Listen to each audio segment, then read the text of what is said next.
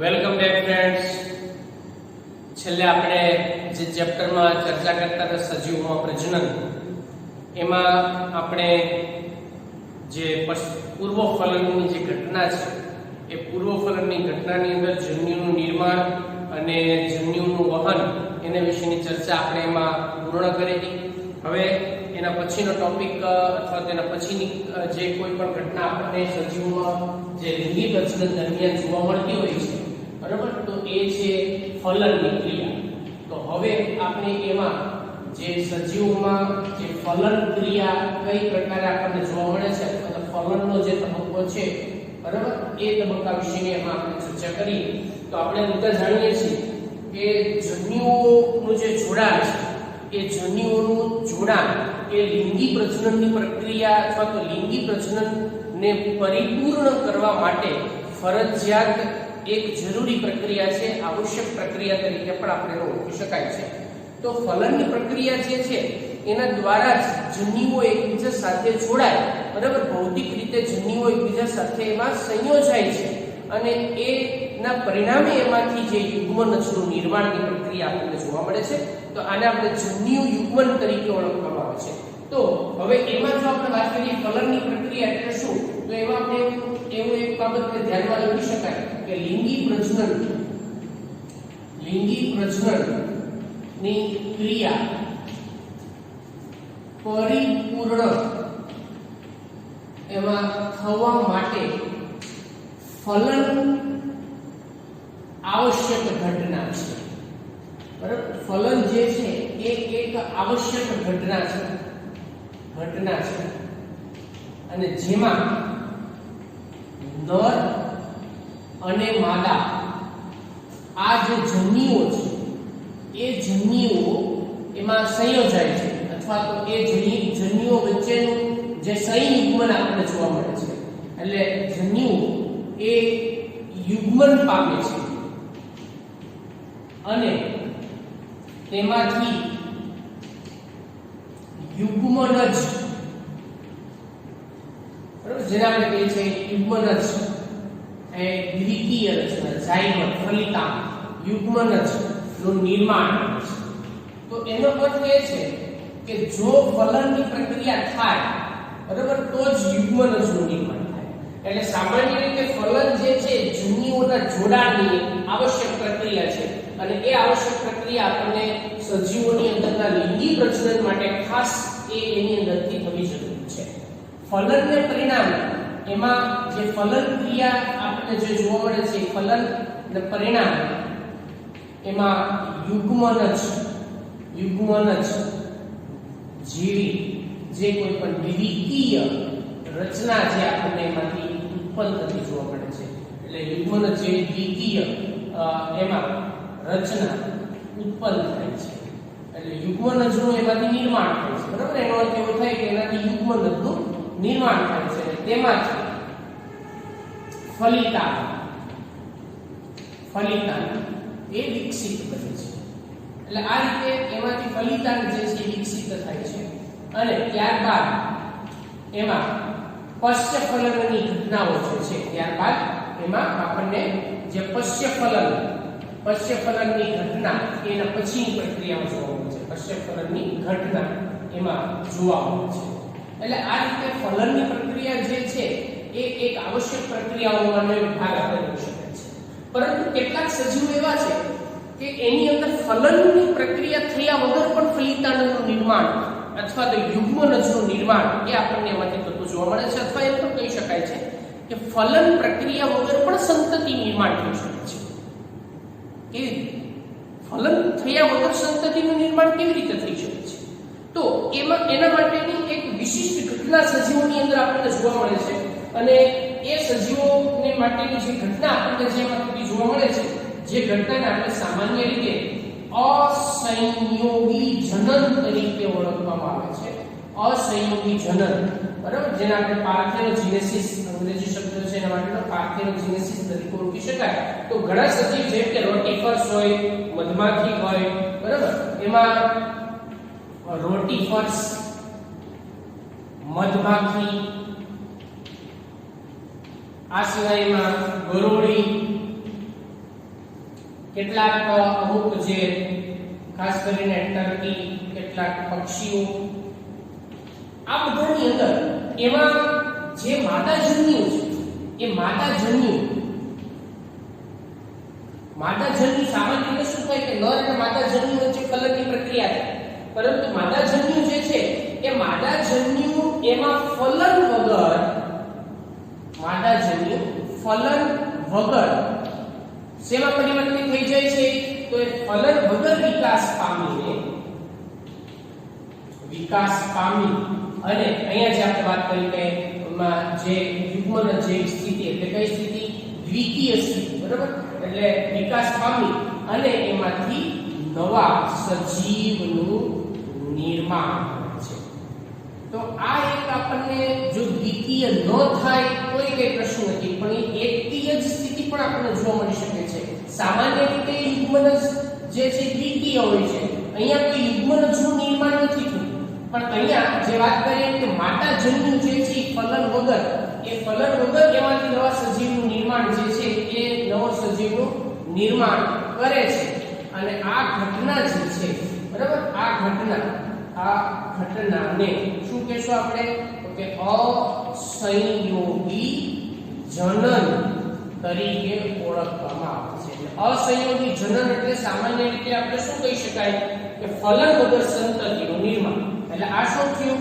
તો કે ફલન વગર એમાં જે સંતતિ છે એ સંતતિ નિર્માણ પામે, એટલે એને આપણે અસંયોગી જનન તરીકે ઓળખવામાં આવે છે. તો અસંયોગી જનન એટલે જે એમાં ફલનની ક્રિયા વગર આપણને જે કોઈ પણ રોટી ફર્સ હોય કે મધમાખીની અંદરની બધામાં જે આપણને ગરોળીની ઘણા બધા આ સિવાયના પક્ષીઓ ખાસ કરીને વાત કરીએ તો ટર્કી જેવા પક્ષીઓ એવા છે કે એની અંદર માદાજન્યુ પોતે જ એમાં આગળના તબક્કાઓમાં પછીથી એ વિશિષ્ટ રીતે એ પોતાની અંદર ઘણા બધા ફેરફારો કરી અને રૂપાંતરણ પામીને આગળની પ્રક્રિયાઓમાં એ પોતે પરિણમી જતું હોય છે અને જેમાંથી નવા સજીવનું નિર્માણની પ્રક્રિયા થઈ શકે છે. પણ એક બાબત આપણે બધા જાણીએ છીએ, આપણે જીનેટિક્સના ચેપ્ટરમાં પણ ચર્ચા કરશું કે અહીંયા જે કોઈ પણ ઘટનાઓ આપણને જે જોવા મળે છે, બરાબર, અસંયોગી જનનમાં એમાં સજીવોની જે દેહ રચના છે એ દેહ રચના પણ સામાન્ય રીતે આપણને એકીય સ્થિતિની અંદર પણ જોવા મળી શકે છે. તો એવી કેટલીક પરિસ્થિતિ આપણને એની અંદર જોવા મળે જેને આપણે સામાન્ય રીતે શું કહીશું તો કે અસંયોગી જનન તરીકે ઓળખવામાં આવે છે. તો આ એક વિશિષ્ટ પ્રકારની જે રચના છે એ પણ સજીવોની અંદર આમાં ખાસ આપણને એમાં જોવા મળતી હોય છે. હવે એના પછી જો આપણે એમાં ચર્ચા કરીએ તો કેટલાક સજીવો એવા છે કે જેની અંદર ફલનના અલગ અલગ પ્રકારના સ્થાનના આધારે અથવા તો એમાં ફલન કઈ પ્રકારે આપણને થતું જોવા મળી શકે છે એના આધારે ફલન ક્રિયા જે છે એને આપણે જુદા જુદા પ્રકાર પાડી શકીએ છીએ. તો એના વિશેની આપણે વાત કરીએ કે જન્યુ એમાંથી જે કોઈ પણ યુગ્મનજ ના આધારે અથવા તો યુગ્મનજ જ્યાં રચાય છે, જ્યાં ઉત્પન્ન થાય છે, બરાબર, એના જે સ્થાનના આધારે અથવા તો ફલનની ક્રિયા ક્યાં જોવા મળે છે તેના આધારે ફલનના પ્રકાર, બરાબર, એના આધારે આપણે ફલનના જે પ્રકાર છે એ ફલનના પ્રકાર વિશે વાત કરીએ. તો સામાન્ય રીતે ફલનની પ્રક્રિયા જે છે એ આમ તો મુખ્યત્વે બે પ્રકારે જોવા મળતી હોય છે. જેમાં પહેલો પ્રકાર જેને આપણે કહી શકાય અંતઃફલન, બરાબર, અને બીજો પ્રકાર જેને આપણે કહી શકાય બાહ્ય ફલન. તો એમાં આપણે પહેલા ચર્ચા કરીએ બાહ્ય ફલન અને બીજો પ્રકાર છે એમાં અંતઃફલન. તો આ બંને પ્રકારના ફલનમાં શું તફાવત છે, આ બંને પ્રકારના ફલનમાં શું ઘટનાઓ જોવા મળે છે, તો એના વિશે આપણે ચર્ચા કરીએ. તો સૌથી પહેલા આપણે વાત કરશું એની અંદર બાહ્ય ફલનની ઘટના વિશે. બાહ્ય ફલન એટલે શું? બાહ્ય ફલન એટલે એને આપણે કહી શકાય કે જ્યારે જન્યુઓ નર અને માદા એ જન્યુઓ વચ્ચેનું જે જોડાણ છે, જન્યુઓ વચ્ચેનું જે સંયુગ્મન છે એ સજીવ શરીર એટલે કે સજીવના દેહમાં અંદરના ભાગે ન થતા એ બહાર પાણીમાં અથવા તો કોઈ પણ એવા સ્થાને આપણને જોવા મળે, મોટા ભાગે પાણીની અંદર આવતો, તો પાણીમાં જો આપણને જોવા મળે તો આ પ્રકારના ફલનને આપણે બાહ્ય ફલન તરીકે ઓળખી શકાય. બહુ સિમ્પલ અને એક સીધી વાત તમારે યાદ રાખવાની છે એની અંદર કે જો જન્યુઓના જોડાણની પ્રક્રિયા સજીવ શરીરમાં અંદરના ભાગે ન થાય અને સજીવ શરીરની બહારના ભાગે થાય એટલે કે કોઈ પણ માધ્યમમાં થાય તો એને આપણે બાહ્ય ફલન તરીકે ઓળખવામાં આવે છે. બરાબર? તો બાહ્ય ફલનની પ્રક્રિયા એટલે આપણે શું કહી શકાય કે બાહ્ય ફલનની અંદર સજીવના દેહની બહાર સજીવના દેહની દેહ એટલે શરીર જે છે સજીવના દેહ એટલે શરીર સજીવના શરીરની બહાર થતા બહાર એટલે ક્યાં બરાબર એ આપણે ચોખવટ કરીએ બહાર એટલે કે પાણી બહાર એટલે આપણે એ વાત કરીએ છીએ ક્યાં કે બહાર એટલે કે પાણી બરાબર એટલે પાણીમાં જન્યુના જે જોડાણ દ્વારા એટલે સજીવના દેહની બહાર એટલે ક્યાં કે પાણીમાં જન્યુઓના જોડાણ દ્વારા યુગ્મનજ નિર્માણ પામે તેને તેથી આ ફલન કયું ફલન આપણે કહીશું તો કે બાહ્ય ફલન કહે છે.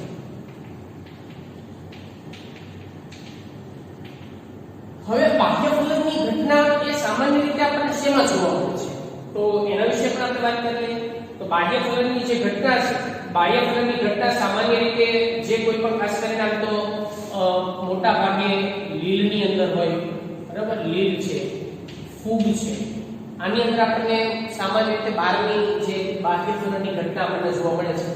પ્રાણીઓમાં જો આપણે વાત કરીએ તો પ્રાણીઓમાં ખાસ કરીને એમાં જે ઉભયજીવી છે એ ઉભયજીવીની અંદર આ પ્રકારની એક લાક્ષણિકતા આપણને જોવા મળે છે. બીજું એની અંદર આપણને જે બોનેફિસ જેને આપણે અસ્થિમત્સ્ય તરીકે ઓળખી શકાય બરોબર અસ્થિમત્સ્ય બોનેફિસ તો એ બોનેફિસની અંદર પણ આ પ્રકારની જે લાક્ષણિકતા જે છે એ પણ આપણને એની અંદર જોવા મળે છે. એટલે આ રીતે ઘણા બધા સજીવ શરીર એવા છે કે જેની અંદર આપણને ફલનની જે પ્રક્રિયા છે પ્રજનનની જે પ્રક્રિયા છે એ આપણને સજીવ શરીરની બહારના ભાગે જોવા મળે છે. એટલે આપણે આને બાહ્ય ફલન તરીકે ઓળખી શકાય બરાબર વગેરેમાં આપણે જોવા મળે છે. હવે એમાં એક બાબત ખાસ યાદ રાખવા જેવી એ છે વાતો કે બાહ્ય ફલન દર્શાવતા જે કોઈ પણ સજીવો હોય એમાં જન્યુઓના જે મુક્ત થવાની જે પ્રક્રિયા છે જન્યુઓના નર અને માદા બંને એકબીજાની સાથે નજીક આવે અથવા એકબીજા સાથે સંયોજાય બરાબર સંપર્કમાં આવે તો ત્યારે બંનેની અંદરના બંનેના શરીરમાંથી નર અને માદા જન્યુનો જે ત્યાગ થવાની પ્રક્રિયા છે ને એ પરિસ્થિતિનો તાલમેળ હોવો જરૂરી છે. મતલબ શું કે બંને એક સમયે એ પાણીમાં ત્યાગ થવા જરૂરી છે. તો એને બાબતનો પણ આપણે ઉલ્લેખ કરીએ કે આ પ્રજનનનો અથવા તો આ ફલનનો જન્યુનો ત્યાગ થવાની ક્રિયા એ સજીવોમાં તાલમેળ યુક્ત હોવી જરૂરી છે. તો એ તાલમેળ યુક્ત હોવી જરૂરી છે. હવે આ એક હવે બીજી વાત જો આપણે એની અંદર કરીએ તો જે જન્યુઓ ઉત્પન્ન થાય છે ને અથવા જે જન્યુઓનો જે ત્યાગ થાય છે ને એ જન્યુઓ ખૂબ મોટી સંખ્યામાં ત્યાગ થાય છે. એટલે કે એમાં નર જન્યુ તો કે ખૂબ મોટી સંખ્યામાં ત્યાગ થાય છે માદા જન્યુ તો એ પણ એટલી સંખ્યામાં ત્યાગ થાય છે. એનું કારણ શું છે શા માટે ભાઈ એટલી મોટી સંખ્યામાં ત્યાગ થાય એટલું મોટી સંખ્યામાં ત્યાગ થવા પાછળનું કારણ એ છે કેમ કે એમાં એ જન્યુઓનો વ્યય થવાની શક્યતા સૌથી વધુ છે. આ એક કારણ. બીજું કે એ જન્યુઓ પછી જે યુગ્મનજ બને એમાંથી જે ડીંગ બનશે એમાંથી જે રૂપાંતર થાય ત્યારે એમાંથી જ્યારે એનો નાનો સજીવ જે હશે એ સજીવનો અન્ય પ્રાણીઓ દ્વારા શિકાર થવાની શક્યતા પણ વધારે રહેતી છે. એટલા માટે થઈ અને મોટી સંખ્યામાં સંતતિ ઉત્પન્ન કરે છે કે જેથી અમુક ટકા સંતતિ એમાંથી બચી શકે છે. એટલે મોટી સંખ્યામાં જન્યુઓનું નિર્માણની પ્રક્રિયા આપણને જોવા મળે છે. એટલે આ જે કોઈ પણ સજીવો જે છે એ મોટી સંખ્યામાં સંતતિનું નિર્માણની પ્રક્રિયા કરે છે, બરાબર? જે મોટી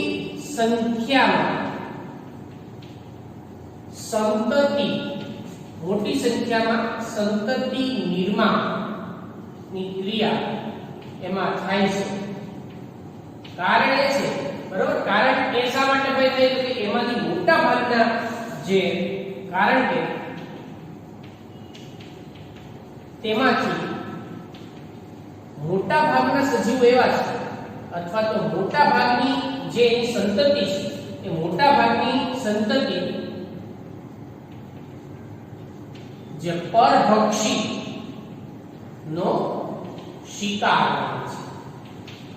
એટલે આવી રીતે એ સમાંથી જેથી પણ બચી એમાંથી નવા સજીવોનું નિર્માણ કરવાનું જોવા મળે છે. તો આ એનો જે પહેલો પ્રકાર હતો, બરાબર, ફલનનો, તેના બાહ્ય ફલન તરીકે ઓળખી શકાય. હવે એના પછી બીજો પ્રકાર જે છે એના વિશે આપણે વાત કરીએ, અંતઃફલન એટલે શું?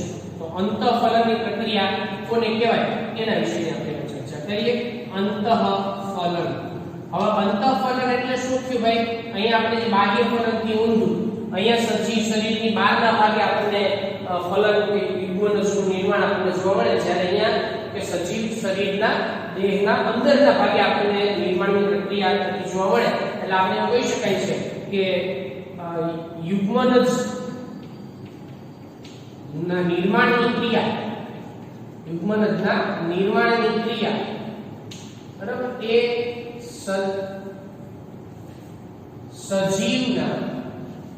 સજીવના દેહમાં થાય. તેથી તેને આપણે શું કહેશું? અંતઃફલન તરીકે ઓળખવામાં આવે છે. અને આપણે પણ જાણીએ છીએ કે આ સજીવ છે એટલે નવો ઉત્પન્ન થતો સજીવ એ સજીવના દેહની અંદર આપણને રક્ષાયેલો પણ જોવા મળતો હોય છે. એટલે આ ક્રિયા જે છે એ સજીવ ઉત્પન્ન થતો સજીવ પિતૃ દ્વારા દેહમાં વિકસિત બને છે અને એનું રક્ષણ થાય છે. એટલે આ એક પણ ઘટના આપણને ખાસ એની અંદર આપણને વિશિષ્ટ રીતે એમાં જોવા મળતી હોય છે. એટલે આ પ્રકારના સજીવોની અંદર પણ આપણે જાણીએ છીએ કે નરજન્યુ તો મોટી સંખ્યામાં જ ઉત્પન્ન થાય છે, કારણ કે એનો પણ એમાં વ્યય થવાની શક્યતા વધારે જ રહેતી હોય છે, બરાબર? અને માદાજન્યુ જે છે એ ઓછી સંખ્યામાં ઉત્પન્ન થવાના છે. એટલે આની અંદર જો આપણે વાત કરીએ તો જેમાં પણ નરજન્યુ એ ચલિત હોય છે અને ચલિત હોય છે, જે મોટી સંખ્યામાં નિર્માણ પામે છે.